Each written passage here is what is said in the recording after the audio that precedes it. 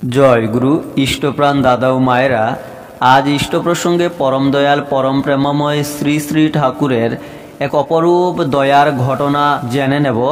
কি ঘটল এবং কার জীবনে সেই ঘটনাটি ঘটেছিল জেনে নেব। ভিডিওটি লাইক করে শেয়ার করবেন, নতুন হলে পেজটি ফলো করবেন, ইউটিউব চ্যানেলটি সাবস্ক্রাইব করবেন।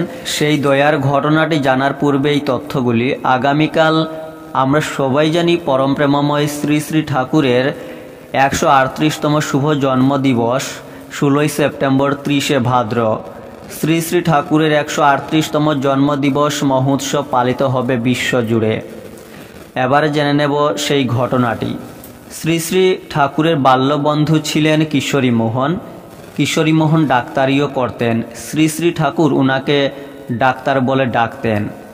একবার কোনো একটি নিষিদ্ধ কার্য করিতে কিশোরী মোহনের খুব ইচ্ছা হইল। কোনো বাধা না পাইলে হয়তো কার্যটি তৎক্ষণাৎ অনুষ্ঠিত হইত। আশ্চর্যের বিষয়, সে রাত্রিতে কতকগুলি মৌমাছি তাহার গৃহ অভ্যন্তরে শয্যাস্থিত লেপের মধ্যে প্রবেশ করিয়া কিশোরী মোহনকে দংশন করিল। ইহাতে তিনি গুরুর এই কঠোর কৃপা অনুভব করিয়া অসীম যন্ত্রণার মধ্যেও আনন্দিত হইলেন, কারণ তাহাতে অবৈধ চিন্তা মন হইতে দূর হইয়া গেল।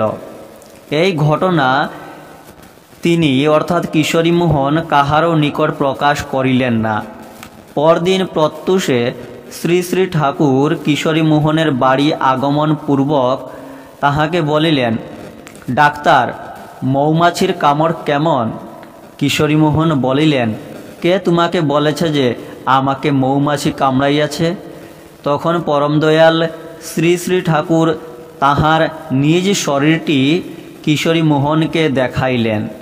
কিশোরী মোহন দেখিলেন তাহার শরীরের যে যে স্থানে মৌমাছি দংশন করিয়াছিল, শ্রী শ্রী ঠাকুরের শরীরেও ঠিক সেই সেই স্থানে মৌমাছির দংশনের চিহ্ন স্পষ্ট বর্তমান। এইরূপেই পরম দয়াল ভক্তের ব্যথা বেদনা তিনি নিজেই বহন করেন। জয় গুরু।